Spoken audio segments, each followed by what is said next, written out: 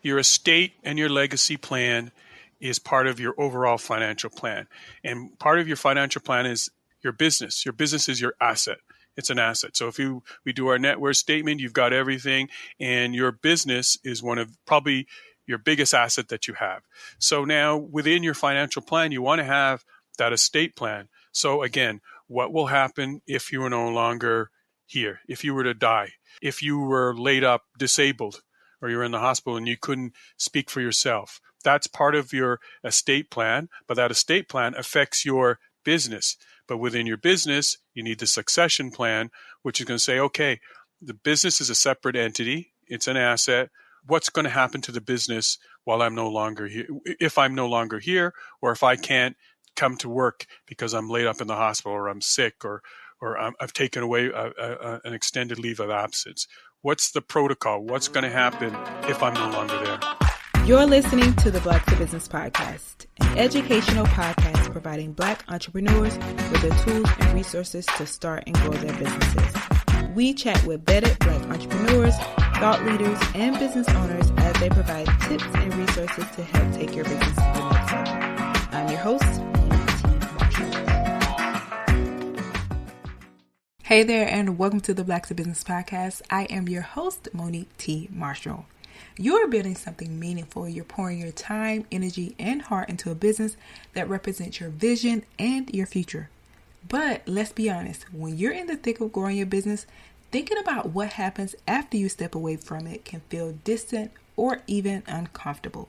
Maybe you've asked yourself, who would take over if I couldn't show up tomorrow? Or how do I make sure that all this hard work doesn't end with me? If that's been on your mind, you are not alone. These are the questions we often avoid, but they're also the ones that can make or break the legacy we're working so hard to build. And that's why today's conversation is so important. In this episode, we're talking about what it really means to plan for the future of your business, beyond just profit and growth.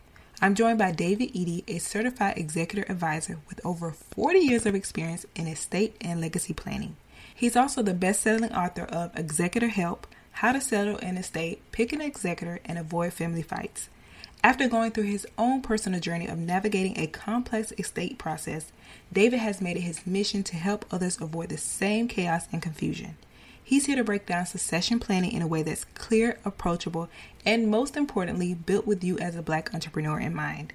So in this episode, you'll learn how to prepare your business for life after you, how to protect your family and your legacy, and how to have the right conversations now before it's too late. And this is not about fear, so don't get scared. It's about being ready, being informed, and building something that truly lasts. So let's get into it. David, welcome to the Black to Business Podcast. Good to have you on the show, so welcome. Thank you very much. I'm so excited to be here. We're going to have a really good conversation.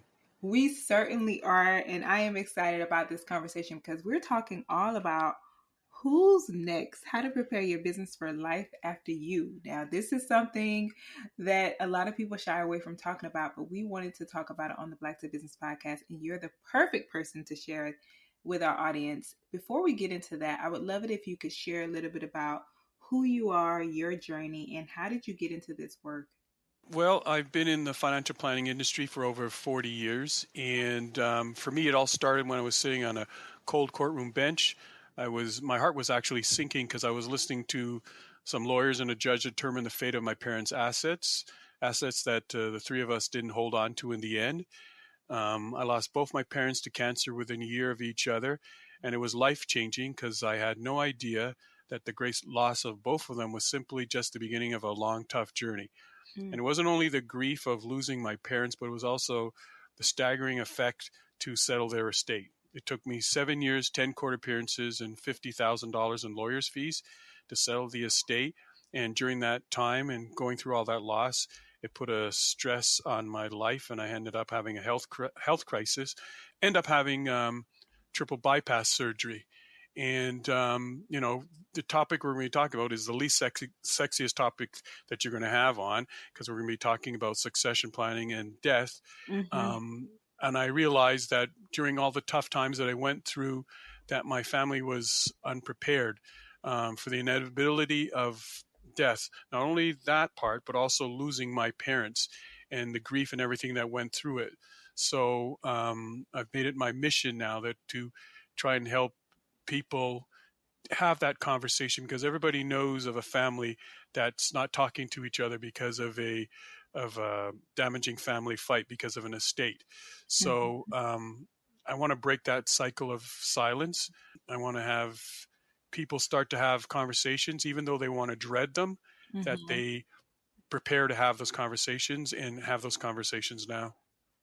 Wow, wow, that is such a story. And thank you so much for being vulnerable and sharing that with us. Also being brave enough to want to help people in this industry or this area. And I want to start by really talking about, we like to break it down on the Black to Business podcast and truly understanding why succession planning matters. So, David, can you start by first explaining what succession planning actually is and why it's so critical for business owners? Succession planning is all about making sure your business can keep going even after you're gone. Now, that could be not just only a death. I had a friend of mine, he had a small manufacturing company, ran it for 10 years. The economy slowed down a couple of years ago, and then tragedy struck, and he suddenly died, and he left his family scrambling. They didn't know what to do with the business. And then another, life sequence could happen is that a friend of mine had a successful auto repair business, again went through some tough times, and then he ended up having a divorce, and so suddenly his business and his personal life both were in crisis. So a succession planning is figuring out and having a plan what to do if you're no longer there in whatever capacity, and so that you might decide, am I going to pass it on to someone, am I going to sell the business, or am I just going to shut it down? But at least and I think it's super important in the Black community that we make sure that the business that we build, and they're going to last, and that we create opportunities for the next generation. I cringe every time I hear this talk of generational wealth, and Mm. it's a buzzword, but if you're creating generational wealth and it stops with you, then what's the point of it? So, and it all starts with, yes, the succession plan is one part of the equation, but the important thing is also to have a will. And majority of I'm in Canada, but it's the same thing for Americans as well. The Mm-hmm. majority of Americans and Canadians don't have a will. And I'll just use the simple story of Chadwick Boseman, Mm-hmm. from Black Panther. He passed away in August 2020. You would figure he would be organized, but he died with no will. So that ended up having the government involved, and then that also delayed the process of passing on his estate to his wife.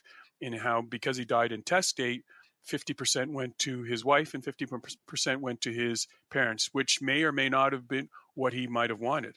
But it starts with having a will, and then having, if you're a business owner, you also have a succession plan.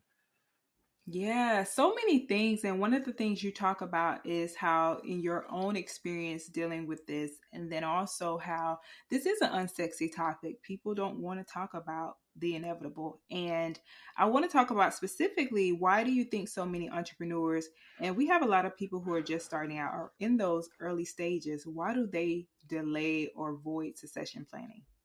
Well, because nobody wants to talk about it. So they're Yeah. going to avoid, to procrastinate. They'll say, "Oh, I'm going to get to it." But as an entrepreneur, it takes a special type of person who wants to be an entrepreneur. Not everybody can do it, or not everybody's cut out to Yeah. do it. They get lured into the, I'm going to be my own boss, and I'll make my own hours, and I'll make all this money, and I'm going to have a nice car, and I can write it off, and all, et cetera, et cetera, et cetera.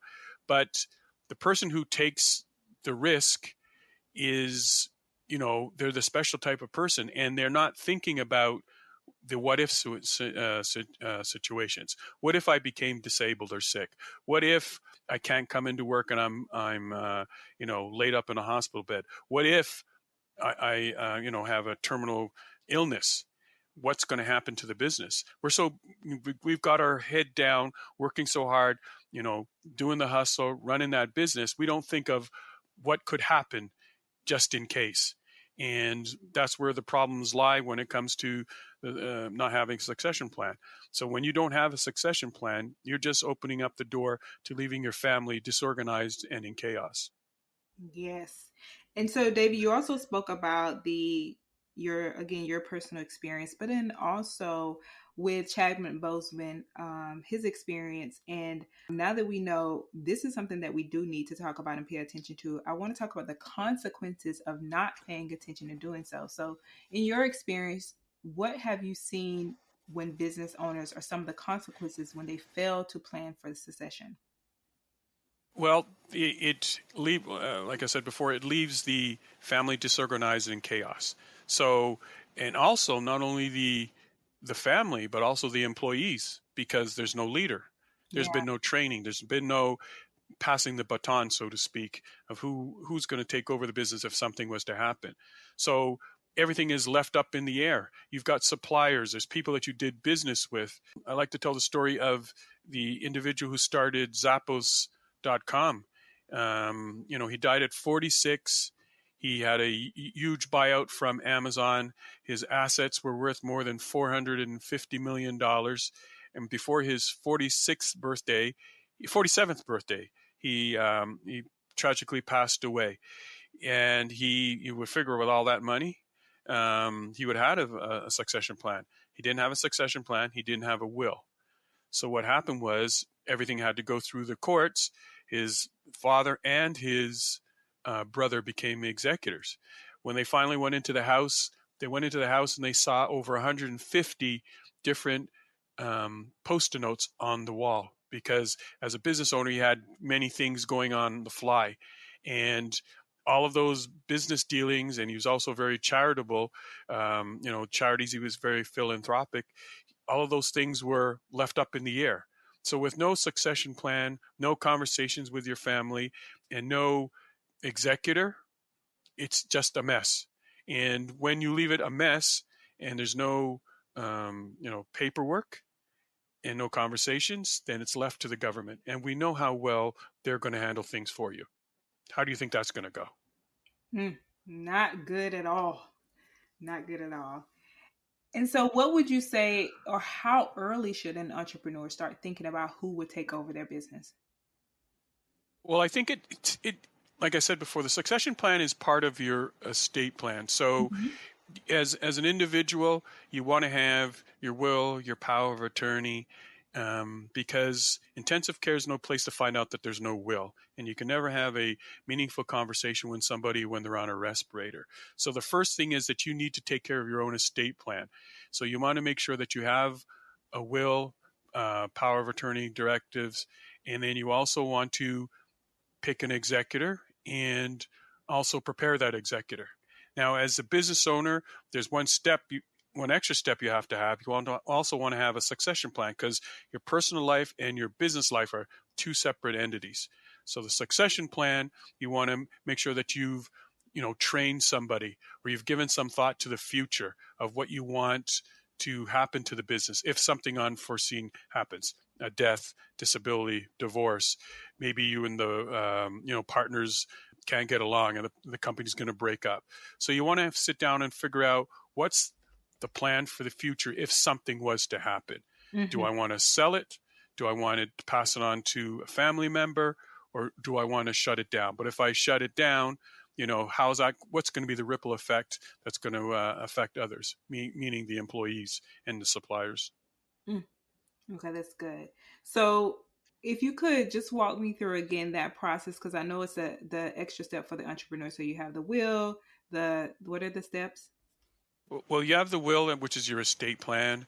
You're going Okay. to have your power of attorney for healthcare directives. So that's one thing. So now is the for the succession plan, you want to start to choose someone if something was to happen and you Mm-hmm. couldn't come into work. So you want to choose a successor, which means you're going to have to train somebody. You're going to have to think of it like a strong foundation for your business to stand on after you leave, or if you're not there. So the three main things you're going to need is someone ready to take over, which means finding someone or people and train them well. So it's like finding a good quarterback, so to speak. We just went through the NFL draft. So we're looking for a good Yeah. quarterback. And then after that, we want to have a clear plan. So you need to write down how things work, who does what, and what's important. So if you're not there, at least there's a code of conduct. There's a way that the business is still going to flow, and that also the new leader knows what they need to do. And then I also like to say money smarts. Money smarts. You got to have some sort of plan so you can pass on the business in a way that's good for your family and doesn't get them stuck with a huge tax bill, because there's probably going to be some capital gains. There's going to be some tax aspects, and those are things that you need to have the conversation with your team, your accountant, your lawyer, and financial advisor to see if something was to happen, if you were to sell or it needs to be sold, what would be the tax implications going forward. All of these things you need to figure out, talk about. And then the other thing that most people don't think about is digital assets. So that's Yeah. anything you've ever created or done online. So you've got your personal digital assets, which are your Amazon, your Netflix, those sort of things. But you also have logins and passwords for the business. So your online banking, other things that you know that you're going to need every day to run the business, and someone's going to need to know about those digital assets. For every one email address, there's probably about 130 digital identities related to that email address. Yeah. So if something was to happen, you die, you're sick, you're disabled, you're in the hospital, who's going to have access to know where all those logins and passwords are if they don't have access, if they don't know where it's written down, they haven't been told if something was to happen where to go. So those are the conversations, and that's what makes a good succession plan that's in place, which is going to make things a lot easier. Again, you're trying to stay away from leaving disorganization and chaos. Yes, certainly. And I'm so glad you mentioned the digital assets. I know one thing that I see on Facebook, they have, if something were to happen to you, what happens to your Facebook profile? So that's really good to know about the digital asset side of things. One thing I would say, because, and the other thing is, I also have in my book, is that every social media company has their own protocol in terms of how to shut down an account, or maybe in Facebook's case, you also can memorialize it. I had a friend of mine, she passed away 2 years ago from cancer, and I can tell that her husband, who was the executor, he doesn't know her social media of the logins and the passwords, because it wasn't too recent ago it popped up on Facebook to wish her a happy birthday. And on LinkedIn, it talked about her work anniversary. So these things, you want to shut those down, because also there's the threat of identity theft. So, someone can say, oh, someone's passed away, but they could go in and try to figure out, okay, I'm going to create another fake account using this dead person's name and, do a lot of nefarious things, a lot of shady things in the name of someone that's passed away. And if you haven't shut down those things, you're also leaving it up to cyber criminals. Yeah, that's so, so good. And David, what about those who are running family businesses? So how can they balance that family dynamics while still choosing the right successor? Well, I'm going to say it this: all families are messy.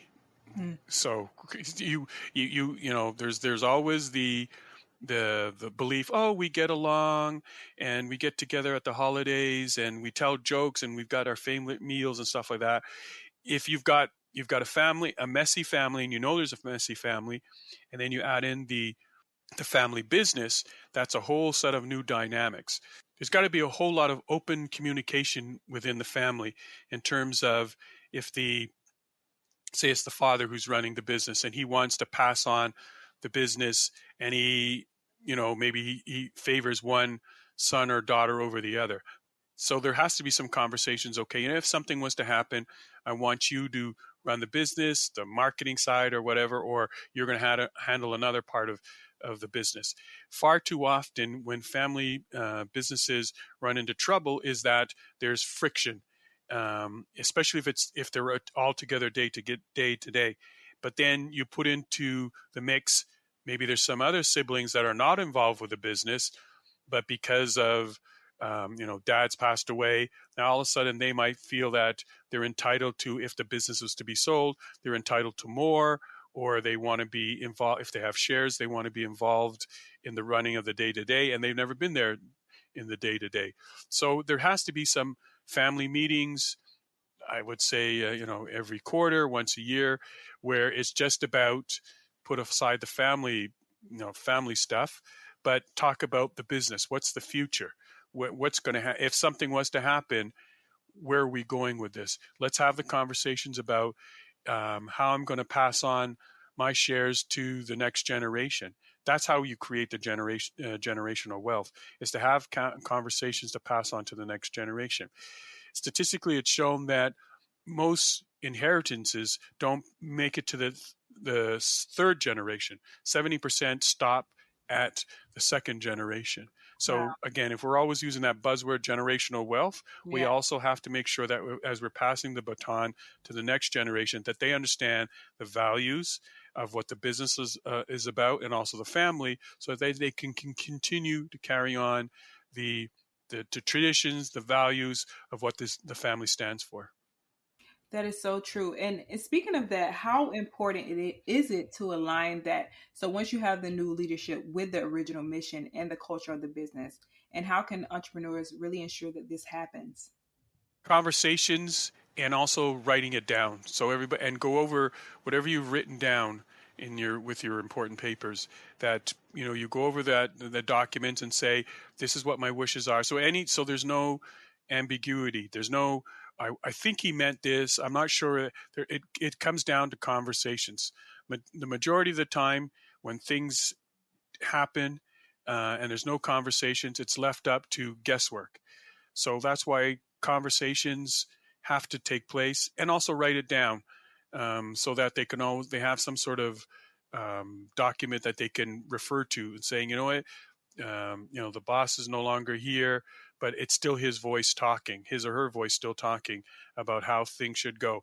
And it also gives them a little bit of a safety net, knowing that, if trouble comes up, what is someone thinking, and what they've learned from their training, where they could go to get the help that they need. Yes. So I know a lot of people are listening today and they're like, this is something I've been thinking about. I'm so glad that David is here to talk about this.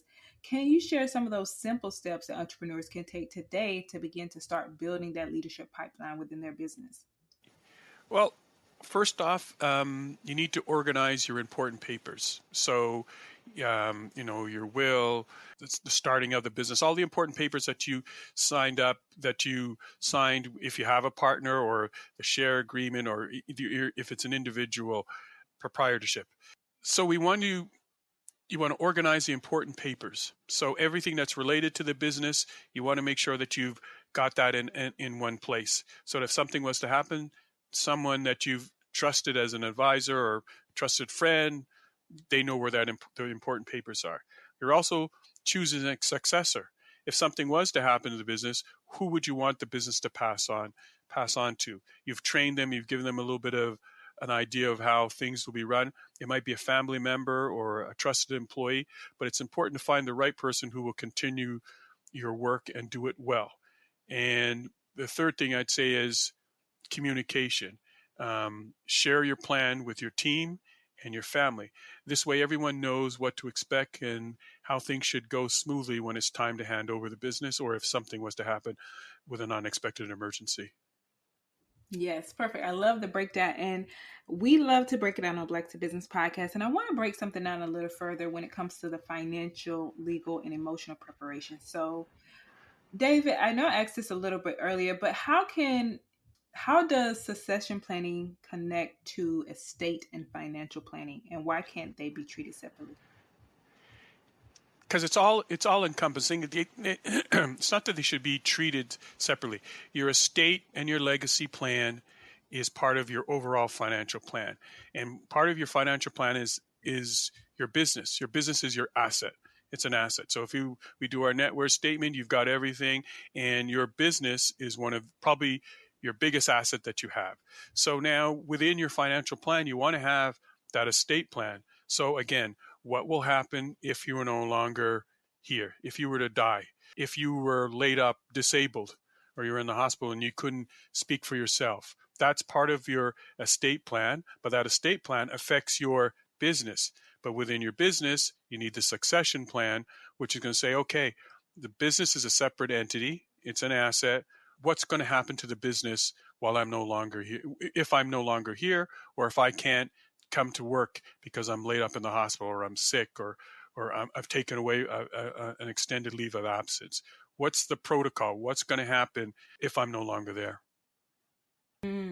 Got it. I know we mentioned the wills and the trust. What are some common legal documents or financial tools that entrepreneurs should have in place? Well, you're going to have to start that conversation with your lawyer because every business is different. Yes. I mean, being a consultant is going to have a different setup than if someone who's running a restaurant, or somebody has a manufacturing company, someone who has an online business. So you need to figure out, speak to somebody, a lawyer, and go through and say, you know what, I'd like to set up my will, my estate plan, and this is the type of business I have. And they'd be able to tell you. So it's not one size fits all. It's not a cookie cutter. It depends on the type of business that you're running. But the core main idea is to understand is that whatever you're selling, whether it's your mind as a consultant or your hands because you manufacture something, you want to have something in place that if you are no longer there, what would happen to the business?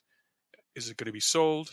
Is it someone's going to take it over and you've trained them, or are you going to shut it down? But what would be the ramifications if you shut it down? How would that affect your family if that's the main revenue source or income that comes into the household? So that's why you need to have some sort of plan, because if you don't, it leads to disorganization and chaos. Yes, certainly. And David, in addition to your expertise, you're also the author of Executor Help: How to Settle an Estate, Pick an Executor, and Avoid Family Fights. So you really dive into that, avoiding family fights and conflict and navigating these estate issues. Can you talk about the book, and also what are some of the lessons from the book that you think are most relevant to business owners planning for succession? Well, I have two chapters in the book about this very thing. So the one and my book is written in stories, people that I've been affected in my been part of my life, and things that I've seen. So I talk about my friend Ian, who has a successful online business, and he was it's a website about houseboats. So it's all about houseboats.com. Yes. And he lived on a houseboat here in Montreal. And one July afternoon, asked me to come over to the houseboat because he lived in a houseboat in Montreal, in Canada, during the summer. Didn't have an apartment or anything. And in the winter, he'd get in his RV with his dog Zoe, and he'd go live on another houseboat in Tampa, the Tampa area. But that July, he, told me that he had stage 4 cancer, and he wanted some, what could he do with his online business. So I just walked him through some of the things that he needs to be concerned about, because his wife had no idea about how to run an online business. She didn't know anything about the houseboat business, especially. All she knew about it was that they were living on it in the summer. So there he had to learn how to transition, and he found somebody to buy the business. And then I already told a story about, the creator of Zappos.com, the online shoe manufacturer, shoe retailer. Again, you had two different types of businesses, but the one thing that they both have in common is that they needed a succession plan, and one was easier to pass on to the next generation, which was the online business. And here we had a multi-million-dollar company with no succession plan, no will, and that just led to, and still continues today, to lead to problems, because there's so many intertwining suppliers and charitable organizations that this estate is involved with. So my book is written for someone who's wants to prepare their executor, and they want to make sure that everything is in order. which Yeah. means they want to leave a legacy and not a legacy and a mess. And the book is also written for someone who's been asked to be an executor or to help with when there's a succession plan. Because when you're asking someone to be an executor or be involved in a succession plan, you're asking someone to a really big favor. I'd say 90 to 95% of most people who take on the job, they take it on is because they're honored. But majority of the people have no idea what's involved. They don't understand that it could take anywhere from more than over 100 hours on average. Sometimes it takes anywhere to 18 to 24 months to settle an estate or keep the business going, because they're going to have to make sure it keeps going or it has to be sold. In my case, to settle my parents' estate, and they had a will, it took 7 years, as I mentioned before. So you need the people or the persons that you choose to help you with your estate and the succession plan, the transition. You have to choose wisely, because it also has to be somebody who's able to communicate, because when you're in your estate, depending on how you want your business to go, they're going to have to deal with beneficiaries. And beneficiaries, all they're interested in is, when do I get my check? When am I getting my inheritance? They're not interested in all the work that the executor has to do, dealing with the tax department, dealing with an accountant, dealing with the financial advisor. And those are the three main team members that you need to hopefully help the executor and be prepared to work with. So the beneficiary is not interested in that. They're only interested in, where is my check? They only are interested in, when am I getting paid? So as the executor, they have to make sure that they stay in communication, because if any time there's any radio silence, believe me, beneficiaries are thinking you're up to something. You're hiding something. What's going on? Why is it taking so long? And they don't think twice to either want to bring you into court or to want to have you removed. So now you want to make sure that you have the communication with the executor, but you also are prepared for all of the work that's ahead. So you, as the business owner, the testator, which is the person who's writing up the will, whose will it is, the estate, you want to make sure that you choose people that you know that are going to be able to handle some of the work, or at least know that they can reach out to a lawyer that you told them about, the accountant that you deal with, the financial advisor that you have. So that'll help. And those are the three probably basic professionals that you can deal with. On average, when it comes to settling an estate, there's probably about 16 different other professionals you have to deal with. You're going to have to deal with a real estate agent to sell the house. You're going to have to get somebody to, if there's something wrong with the house, could there be construction that needs to be done, or a contractor has to you deal with. So there's tons of things that people don't think about, that when you're choosing someone as the executor and also helping you with this, who's going to help with the succession plan, that they have to choose wisely. And that's who the book is written for. And it's easy to read. So I'm so glad that you mentioned the different roles, because someone is thinking, okay, who are the people that I need on my team, like the professionals that I need on my team throughout this process or after the process. So you spoke about the lawyer, the accountant, and the financial advisor, and real estate agent are possibly some of the people that you would need. And my question was really laying out what the role of like someone like you does for an individual in this process. Okay, so what I would do is we'd sit down together and make a plan for passing your business to someone else when you're ready, or if something was to happen. So this is called a succession plan. So it helps your business keep it going strong, whether you're here or not here, or maybe you're ready to sell it. Before we came on, I just looked up some statistics. It's estimated that 30% of small businesses successfully sell, leaving 70% of small businesses without a buyer or a successful plan for what happens next. And that's not only in the US, but it's also the same thing in Canada. Like at the top, when you were asking about why business owners aren't doing this, is because they're worried about the day to day. They're out there doing their hustle, they're doing the business, and they're not thinking about this. But they have to think about that. So we want to sit down and plan for the future. Then we want to get everything organized. So gather all the important papers like business documents and your money details, investment statements. Having everything in one place makes things easier for you and your team and your executor. Because if something was to happen, people are traumatized. There's a trauma. They're traumatized because something has happened to you. It could be death. You're in the hospital, and when people are traumatized, they can't think straight. They can't find things. So you want to make it as easy as possible for them to know where to find all the important papers. So I like to advocate that they have a brightly colored envelope, like it's orange or yellow or red, not the regular manila color, because people aren't going to look for that. But if you say something was to happen, look for that bright orange envelope, and you're going to find everything, all the important papers in there. That's what we're going. That'll help them immensely. Again, we're trying to stay away from disorganization and chaos.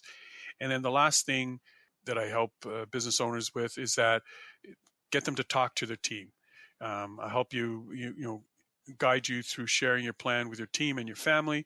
And it's important that everyone knows what the plan is so there's no surprises and everything can go smoothly. Again, families are messy. You really don't know about somebody until you have to share an inheritance with them. So, and believe me, when I was sitting in the courtroom and I kept looking at these two lawyers and judges talk about my family, I was thinking to myself, I don't remember one time these people were sitting at our table at Christmas. I don't remember saying, hey, could you pass me the gravy? I don't Right. know who these people are.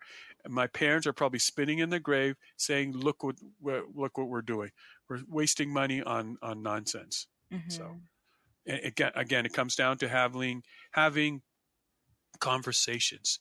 And everything that we've talked about, the estate plan, the succession plan, this is the greatest gift of love that you could give your family, is to be organized and make sure that you leave a legacy and not a mess. And you need to think about it. So all you have to think about as a business owner is to think about what kind of legacy do you want to leave behind? Yes, and I love that you say that. We just had a guest on the Blacks of Business podcast, Miss Taria Avant, and one of the things that sticks out to me when we're talking about this is she mentioned in her entrepreneurial journey how she was trying to figure it out throughout the years, and one of the things when she was starting out on her own, her father unfortunately passed away, and she was speaking about how he had her set up successfully afterwards, but how that actually helped her in her business, and she was able to thrive in a lot of ways in her business because of being successfully set up. So Yeah. just taking care of the loved ones. He was a forward-thinking individual, and he thought about the next generation. That's all. Mm-hmm. That's all we can ask. Recently, I had on my podcast someone talk about what it means to leave a legacy, and they said it's think of it like a movie credits. You know, when at the end of a movie or a TV show, there's always those credits going up Yes. and going up. Well, that's your legacy right there. You need to think about what's going to be my legacy. What will those credits say about you at the end when it comes to you? Because spoiler alert, it's going to happen to all of us. So, Mm-hmm. what do you want those credits to say? I love that one, David. I had to write that down. Think about them movie Okay, credits. you can have it. That's so good. So good. And when you were speaking, I love just how simple and plain you make things. And it's just like as simple as getting that really bright colored notebook. In that, I'm thinking Envelope, not a envelope. notebook. Envelope. Yes, getting that bright colored envelope. And I'm thinking about also someone might be thinking, okay, so how often should I revisit or update their succession plan as their business continues to grow? Well, nothing stays static. So life Right. changes. People come in and out of your life. It could be you might be on your second wife or your third wife or your second husband or your third husband, just to make it even. Is that you need to update that plan because the plan that you have today may not reflect who you are 5 years in the future. So, maybe once a year, you might want to take a look at, where the plan stands and update it. Maybe in that brightly colored envelope, you've changed your will because you've got a new spouse and you still got the old spouse on the other will. You don't want that because that's how it gets messy. Yeah. So you need to update it. You might have given out, again, depending on how big the business is, you might have given out shares to some employees. You want to make sure that that's recognized in your succession plan, or the person that you picked as your successor is no longer working with you. So you want to make sure that's updated as well. So anytime there's any major changes in your life and also in your business, you need to update those documents and make sure it's in that brightly colored envelope. Yes, I love that. And so, David, also we spoke about, getting the team on board and involved. And I want to talk about communicating this plan to the employees, partners, and family members to maintain that trust and stability. How can business owners do that? Well, again, it's pick a time that maybe you're going to have if it's, say it's not a family business, or it could be a family business. You might do a retreat, or you might do a weekend where you're only going to go over the plans of the business for the next 6-9 months or the year. You might have a quarterly meeting or whatever, but it might be on the agenda that we have a talk about succession. Let them know what your dreams are. Say, we've grown the business to this X dollars, and I'd like to get it to this. And if we reach that, if something was to happen, I want it to continue on, and these are the plans that I have. Again, if something was to happen, go in my office or some other designated spot and look for that brightly colored envelope that's going to, what are my thoughts? But I'm going to go over what my thoughts are. These are how I see things going as my vision.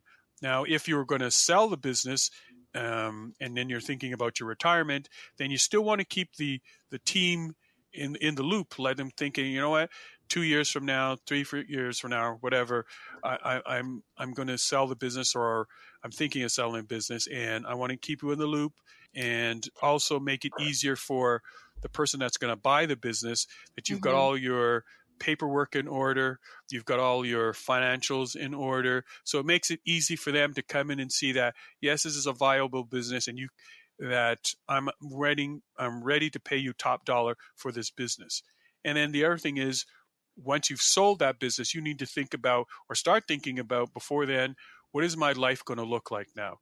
I'm no longer getting up every day. I'm not working 30 hours, 40 hours, 50, 60 hours. I've got this money now. What do I want to do with the rest of my life? Again, think about what kind of legacy do you want to leave behind. So good. Love that. David, this has been so good. I now want to transition into more of talking about the work that you were doing and some of that continued support that can be provided to those who are listening. So what is it like working with you? I want to talk about the onboarding process for those who are interested in how you can support them in their business succession planning. Well, it's to, again, like what we would do is, again, think about the future.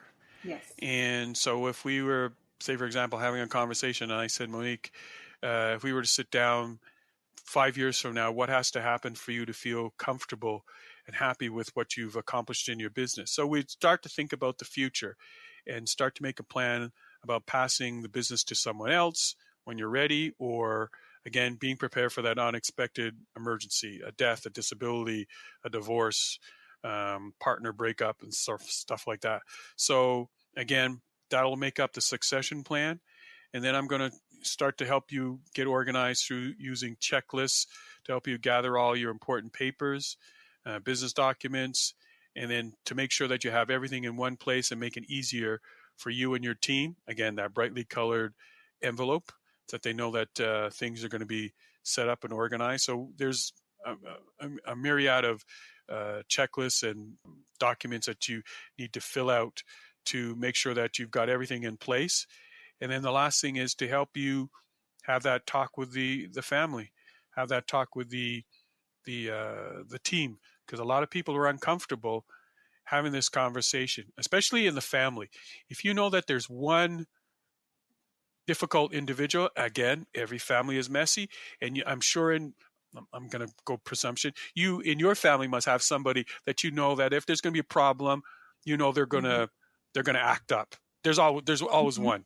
Am I right? You're right. Okay. Have you got one in your family too? Yes. You could think of one or two? Yeah, a couple. a couple. Okay, so there you go. So you need to figure out how we're going to broach and have the conversations that matter about the business and also your estate plans going forward, so that everyone knows what the plan's going to be, and that there's going to be no surprises and there's going to be no disagreements or arguments going forward. Yeah, no surprises. And David, we speak about your experience at 40 years, and also you talk about your lived experience in this. And I want to talk about the benefits of someone getting an expert like you on board throughout this process versus they're listening today and they're like, okay, David said I need a bright color envelope and I'll just stop there, put all my documents in there. So the benefits of getting someone like you on board and a professional. Well, I want to uplift anybody who does this work. It doesn't have to be me. The important thing is for the individual who's listening, is to realize that that unexpected surprises could happen. There could be a death, a disability. We've talked about those. And the main one is, what do I want to happen with this business? How am I going to exit? Am I going to exit the way I want, or am I going to exit where someone's going to buy my business because of all the blood, sweat, and tears that you put into this business?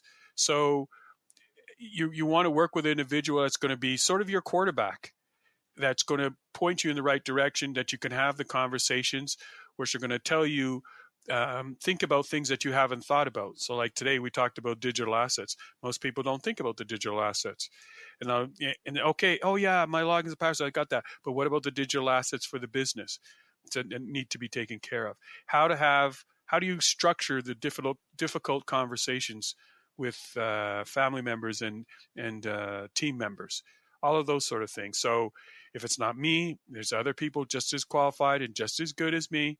I'm not going to say better, but just as good. That the Yeah. important thing is that you're having the conversations.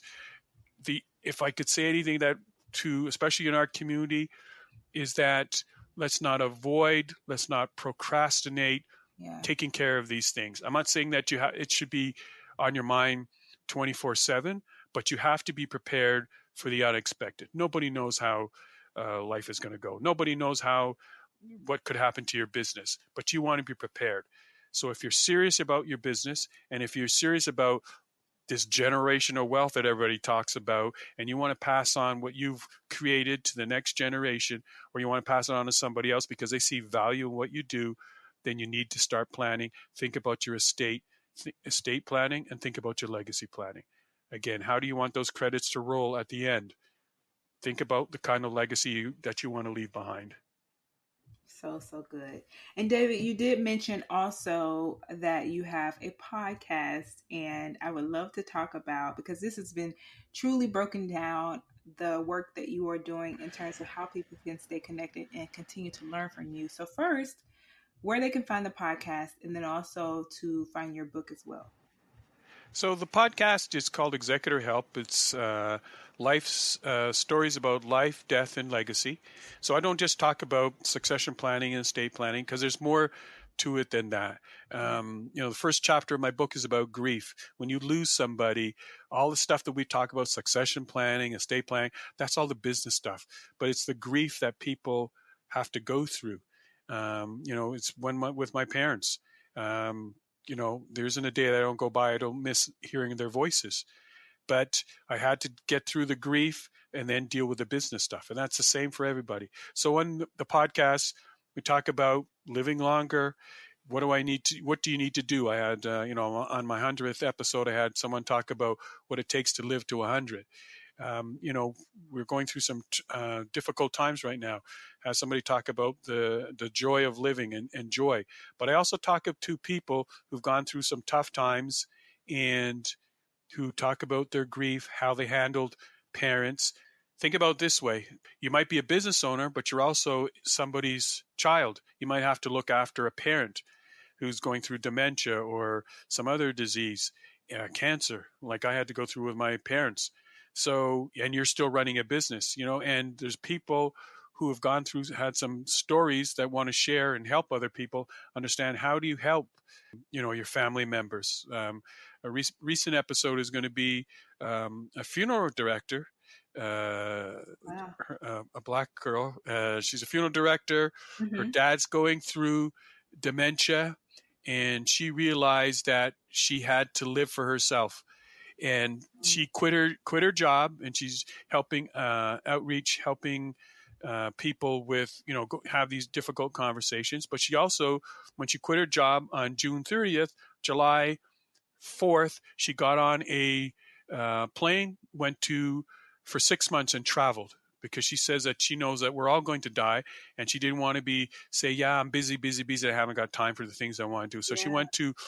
she went from Lisbon, Spain, all the way to Ghana, and she talked about her week being in Africa and what it meant to her to get back to her roots, and knowing that she wanted to feel something different. So the show is not just about the X and O's, I'd like to say, about estate planning and legacy planning. It's also about just people having stories and conversations about end of life and living the best way that we can.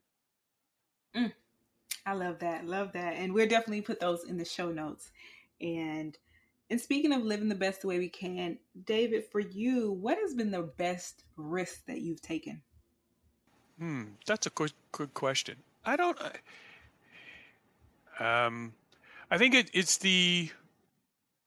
I think it was when I said I went through the tough times, and I ended up having triple bypass surgery. And I remember when they were rolling me down in the hospital, rolling me down the corridor, and I had a picture of my son under my pillow because I didn't know if this was it. And I said, if I get out of this, it was I think it was 6 hours I had the surgery.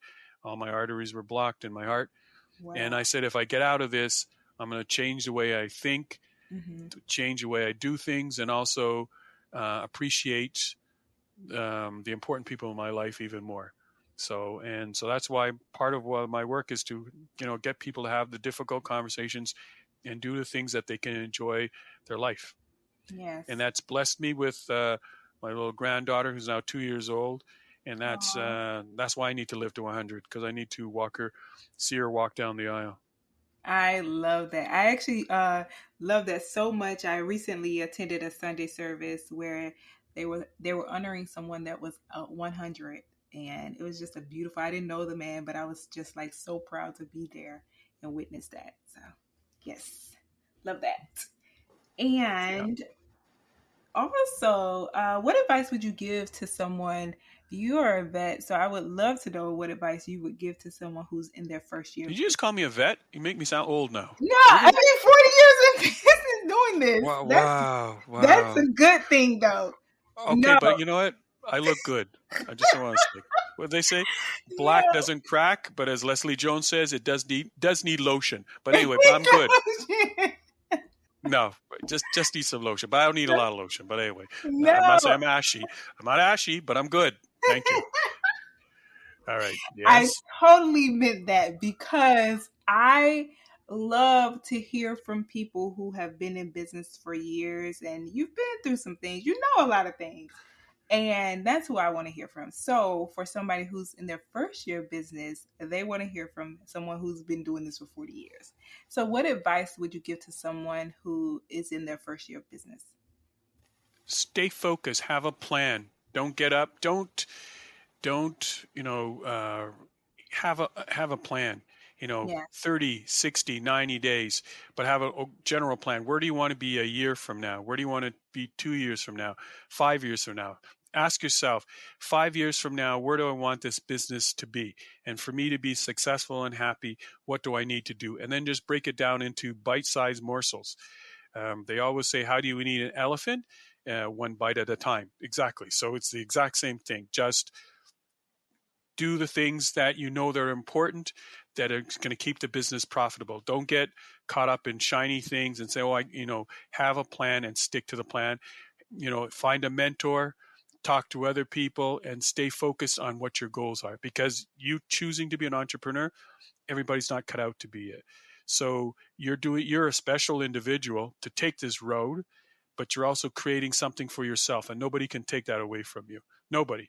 And the generational wealth that you're creating is going to be passed on because of your hard work. So never lose sight of what you're doing and why you're doing it.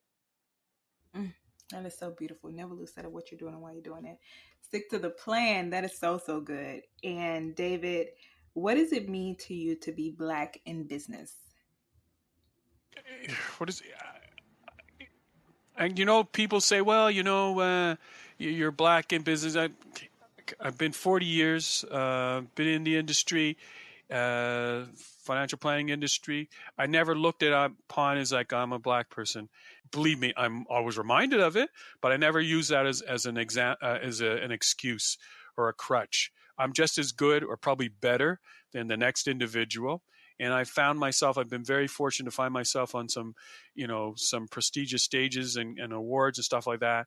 And I don't use that. And it's easy to fall into that. And I'm not going to say I haven't heard the N word, or some people say some have issues with me, but you know what? That's their problem. It's not my problem. So I think I heard Deion Sanders say the other day, if the way that I carry myself and I make myself look better and feel better, if that gives you insecurity, then that's your problem, not my problem. So I try to live my life the best I can, and I'm not going to say being Black is going to be a hindrance, because it's never going to be. But you're always going to run into people that are going to be difficult, and just pass them on. Next, you're never going to see them again. Don't get caught up in it. They're not worth it. Yes. And I love the fact that it's inspiring to me, because I see examples like you who are doing it for so many years. And to me, it's like, okay, there's a possibility. And so I love that. And also, I would love to, if you could share with people how they can stay connected, continue to support, and find you online. You can just go to my website, David Edey. So it's David, EDEY, EDEY.com. Just go to my website, and all of my socials are there. There's a legacy readiness quiz where you could click and see where you stand when it comes to your own estate. There's a point system, so you can see if where you need to do. You can get a copy of the first chapter of my book. You can get in a digital format, or for your listening pleasure, you would get this voice in the audiobook version if you'd like, a chapter as well. So there's and then all my socials are there. You can reach me on LinkedIn, Facebook, X. I'm easy to find. Perfect. David, thank you so much for being on the Black to Business podcast, sharing your story and expertise, and we appreciate you for being here. This was so much fun, even being at my age and being told that I'm old. I really appreciate you having me on. I won't take it personally. Again, it doesn't crack. It doesn't crack. David is not going to let me live that down. No. Thank you again. I appreciate it. What stood out most in today's conversation is this. Planning for the future of your business is not just about documents or legal steps. It's about protecting your peace, your people, and your purpose. And David reminded us that if we are serious about building wealth and legacy, then we have to be just as serious about who carries it forward. And this conversation was not about fear. It was about responsibility and love for the next generation. So 3 key takeaways. 1, start succession planning early, even if you're just starting your business and getting off the ground. And 2, keep your will, business documents, and digital assets organized in one easy to find place. And then 3, choose and prepare your successor with intention, not assumption. For more resources from this episode and how to connect with David, visit blacktobusiness.com/251. And if something in this conversation sparked a shift for you, don't keep it to yourself. Share it with another entrepreneur who needs to hear it too. With that being said, I appreciate you so much for being a part of the Black to Business family. I know I say that every week, but I truly, truly do. Your commitment to growth and doing business with purpose is what this movement is all about. And we see you, we support you, and we're walking this journey with you. Keep building boldly and keep pushing the culture forward. Later.